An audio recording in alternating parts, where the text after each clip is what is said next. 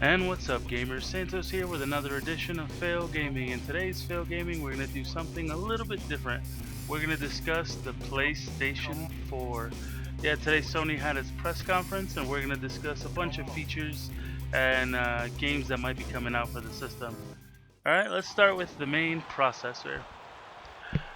First off, it's going to be an APU chip, which means that the CPU and the APU will share one chip. The closest thing on the market to it now is the AMD Trinity APU, the A10 being their current top of the line. It is a quad-core processor with a Radeon GPU on it, versus the PlayStation version, codenamed the Jaguar. It's going to be an 8-core CPU with a next-gen Radeon-based GPU on it. The APU should pack a punch. Hopefully, it'll keep the system a bit cooler too, not having both independent CPU and the GPU on the same board. So let's move on now to the RAM. The RAM's going to be that's going to be going on the PS4 is going to be an 8 gigabyte of GDDR5. We don't know the speed on it yet. They haven't released that yet. But in comparison to the PS3, it's going to be a lot faster. The PS3 had 256 megabytes of XDR at 3.2 gigahertz and 256 megabytes of GDDR3 at 7 megahertz VRAM. So the PS4 is going to have a lot more RAM, and hopefully it's going to be a lot faster. It's going to handle a lot more, so that should be a lot better. Now on to the HDD. We don't know much about the hard drive yet. It's not. I haven't got it confirmed, but I saw a rumor that the hard drive that was in the test beds that were sent out to developers was 160 gig. So I doubt we're gonna get that in the SKUs for the PS4s, but that could be a low-end PS4. But with the onus on a lot of more downloadable games and the PSN and PSN Plus and Gaikai and all that stuff, I think that they're going to probably start with something a bit higher, maybe something like 250, and then they'll go up from there, maybe to Terra or something. I don't know. We'll have to see on that. The optical drive that Sony is going to be using is the tried and true Blu-ray. Obviously, they're not going to be changing that. That was a real big success. The only difference from the PS3 version is the speed increase. The PS3 was a 2x Blu-ray, and the PS4 is going to have an 8x Blu-ray. So if you wanted to check the speeds, the PS3 only went up to 54 gigabytes of data at 9 megabytes per second. The new one is supposed to be between 54 and 128 gigabytes of data at 36 megabytes per second. So it should be a lot faster transferring information from the discs itself to the game console. So you should be playing the games with little lag, little tearing, all that stuff. It should be a lot better. Hopefully we'll be able to see that. Let's move on to a topic that lots of people have questions on: backwards compatibility. This is probably one of the most important things consumers look to before buying a new console. Will it be able to play your old PS3 games? Sadly, backwards compatibility is a thing of the past.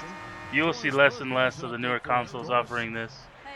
However, with the PS4 being hinted that it will be able to play some of the older PS3 games, maybe PS2 games, maybe PS1 games, through a cloud streaming feature from Gaikai. We don't know much about it yet. We do know what Gaikai is. Gaikai is a streaming thing. What's the streaming thing? It's basically a streaming thing that they invented. There's a couple different ones on the market that you can get. But Gaikai was one that you could, if you have like a weaker PC and you wanted to play like Call of Duty, one of the newer Call of Duties, and your PC couldn't handle it, or Battlefield 3, for instance, but your PC couldn't handle it. What Gaikai does is the game is running on a different PC or whatever, away from your own home, and it streams the game information to your computer. So basically, their computer's handling it, and you're just getting the stream of it with active controls, so you can control it. That does give you sometimes a little bit of input lag and all that stuff, but they've been pretty good on eliminating it. Gaikai is probably one of the better companies for it, which is why Sony bought the company out, and now they're going to be using that technology. What they've been hinting at is possibly playing their PS3 games, PS2 games, maybe PS1 games through the Gaikai. Are we going to have to pay for those games again? I don't know. Are we going to have to pay a monthly subscription for the Gaikai? I don't know. Or are we going to get it free if we're subscribers to PlayStation Plus? That still hasn't been released yet, that information. I'm looking forward to this because if I could have just one console out and play all my PS3 games slash PS2, even PS1 games on one console versus playing, having to like break out the PS3 to play like uh, something else just because I wanted to beat it again or whatever. It just takes a lot of the work out of it. So I hope they get this done. I'm looking forward to Sony making this happen and probably making it a free function for anybody who's owned the games already. They could just upload their list somehow via the Sony website, and they have access to those games. We don't know yet. We'll have to wait and see. All right, let's move on to the I/O ports on the console. The PS4 will be upgrading its 4 USB ports from 2.0 to USB 3.0. It's going to be a pretty big increase in speed. Also, it's going to have 2 Ethernet ports and an HDMI and an optical 2.0, 5.1, and 7.1 channels. So you'll have your typical HDMI and optical out and stuff. The 2 Ethernet ports, or the 2X, or the 2 Ethernet ports is going to be interesting. I've had 2 dual Ethernet ports on my computer before, and a way you could set that up is incoming and outgoing traffic. So that could be interesting. I know they had mentioned that they were going to have a feature that you could start downloading a game and play it while you were downloading the rest of it. So it'll download like the beginning package of it just to let you get into the game and play it. And while you're playing it, it'll let you download more. Having those 2 Ethernet ports could be pretty big for that. So we'll have to wait and see. Also online. Let's talk about online. The PS4 is still going to have the PSN or the PlayStation Network, if you will. It's also going to have its PlayStation Plus for those that have PlayStation Plus. But they're going to be adding the Gaikai cloud service to the mix. Like we talked about before, not much is known about the Gaikai service that's going to be coming to the PlayStation, but it is a streaming game service. So we'll see how they implement it into the PS4. Like I said, if they implement it by making it quote unquote backwards compatible, if that's how they're going to make their console backwards compatible, I think it'll be awesome, unless they're making us repay for the games.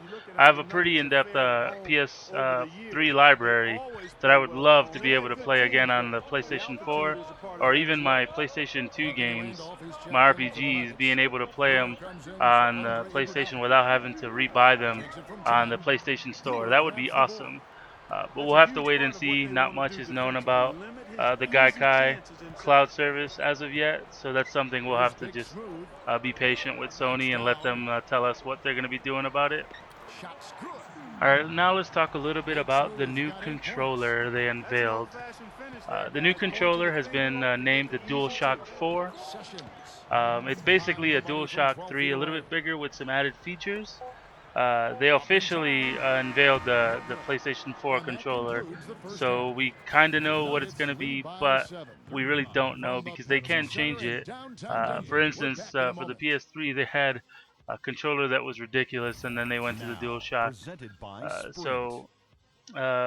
From what we know, it's going to have a light bar in the top and a touchpad on the front of the controller, similar to the PS Vita.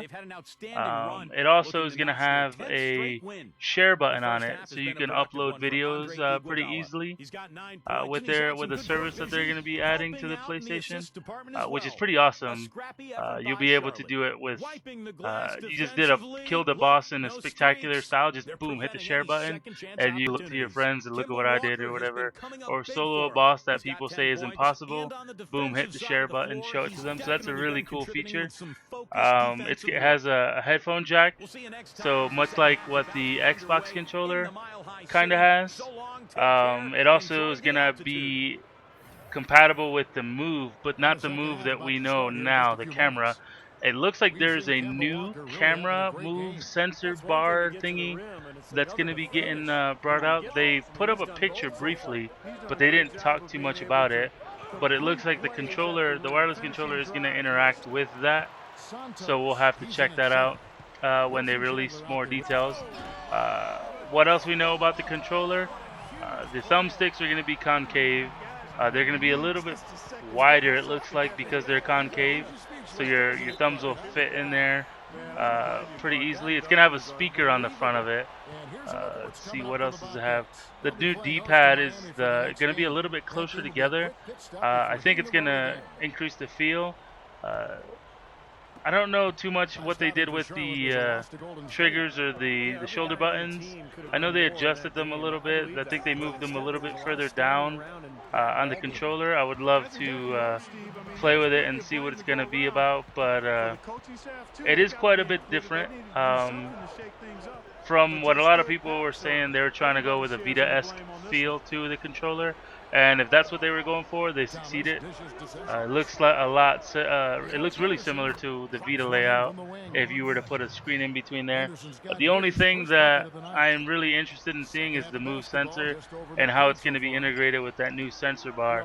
Because that new sensor bar, they did show it briefly, and it looked like it was a pretty long bar that's going to be on top of the your TV or on the bottom of your TV, but it's supposed to integrate with it. So it's going to be like a Move controller slash DualShock controller. So the DualShock 4 is it's interesting right now. We'll have to see some more about it once the full specs gets released with the camera thing that they're going to be adding.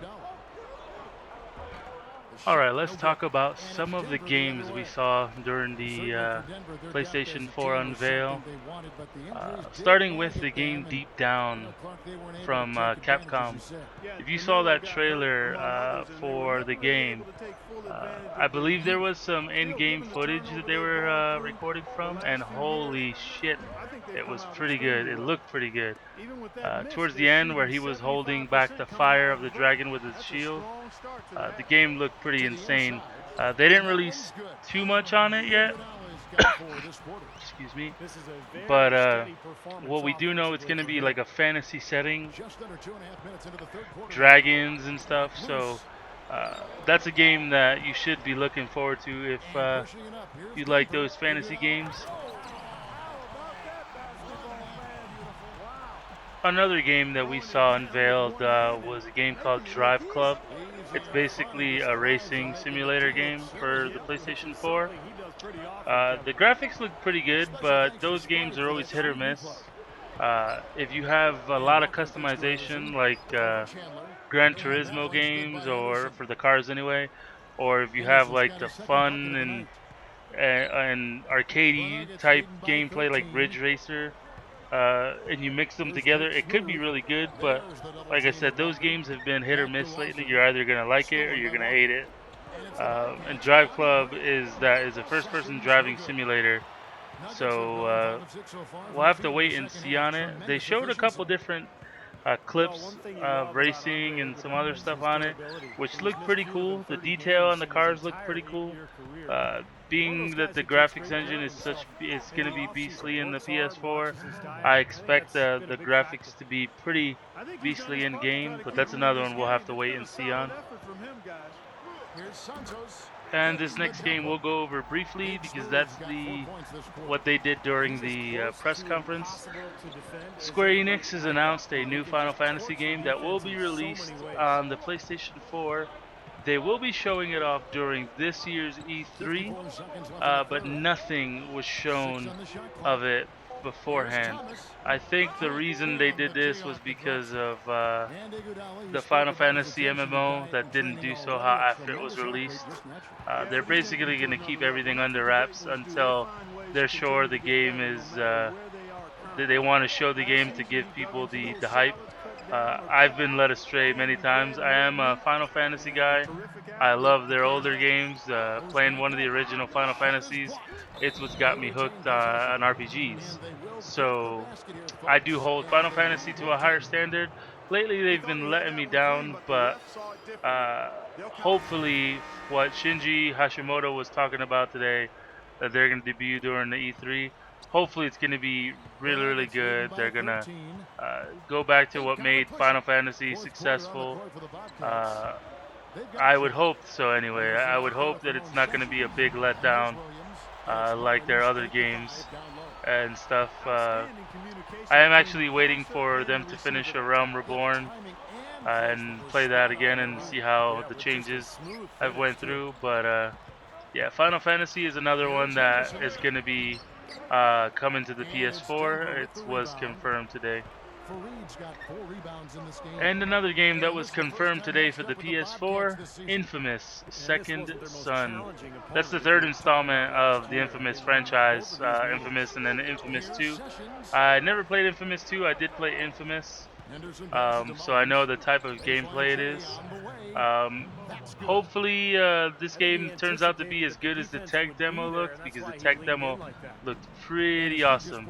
The explosions looked really good, the fighting, the combat looked really good, everything in the game looked really good. So hopefully it can live to what the tech demo showed today. The facial expressions were really, really natural in there, so that was something that looked pretty good. Like when he was talking into the helmet during the tech demo, that was pretty badass. So that's another one to keep on your radar. It's going to be hitting the PS4, and if you played the other two and you like them, I'm sure you're going to like this one. And yet another game announced for the PS4, Killzone Shadowfall. The game looked pretty good. There was a lot going on, a lot of people on screen. Hopefully the hardware is going to be able to handle all of that without tearing and all that stuff. But obviously this is the fourth entry into the Killzone franchise. It was revealed by Guerrilla Games that they were making it for the PS4. They did have a really nice tech demo on it. The graphics were pretty badass. The fighting was pretty amazing. Everything looked really, really good. So that's a game that Sony isn't playing around with this time around. They're making a game with no pre-rendered CG. Everything they showed in that video they want to be in game. And Killzone has a history of doing that. Killzone has a history of making their tech demos or their commercials, video in their commercials look exactly like how the game turns out. So if you're like, oh, that's just too much CG, that's CG, it's not going to be the same game once it comes out. No, that is probably going to be close to the gameplay you're going to get once that game comes out. I remember playing some of the earlier kill zones, and I was like, "Wow, this is pretty good." There's a battle that you're on a beach fighting your way. I think it's the second kill zone, and the graphics in that for the time were pretty freaking amazing. I was just like, "Wow, that's really sweet." I didn't think they were going to be able to do it. Killzone's one of those companies that they know how to use the PlayStation hardware. They know how to manipulate the PlayStation hardware to get exactly what they want. So I have total faith in Guerrilla Games that they're going to be putting out one awesome game, one awesome looking game, an awesome playing game. But we'll have to wait and see on that one when it gets released. And another game that was announced today for the PlayStation 4 and PlayStation Vita is a game called Knack. Knack is being published by Sony Computer Entertainment, and it's being developed by Studios Japan. The lead director on it is Mark Cerny, who's also the PlayStation's lead architect. He's the one that's been developing or helping develop the PlayStation 4. Knack is going to be a PlayStation 4 exclusive title. Obviously, it's published by Sony. They're not going to let it go anywhere else. And it is an action platformer. It was a little interesting. They went with a more comic book feel to the graphics, but the graphics were crisp and clean. The gameplay looked pretty fun. Um, Basically, you're going to be controlling a little mini robot that can change his body or go invisible and to infiltrate security systems and stuff. If you saw the tech demo on it, you'll know what I'm talking about. It was a really cool looking game. I mean, that there was one point where there was lasers, security lasers, and he dropped all his armor and went invisible, walked right through it. That I thought was a pretty cool concept.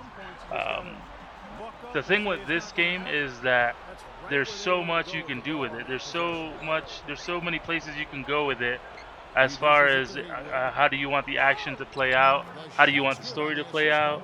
Giving him even more abilities, DLC, and all that stuff.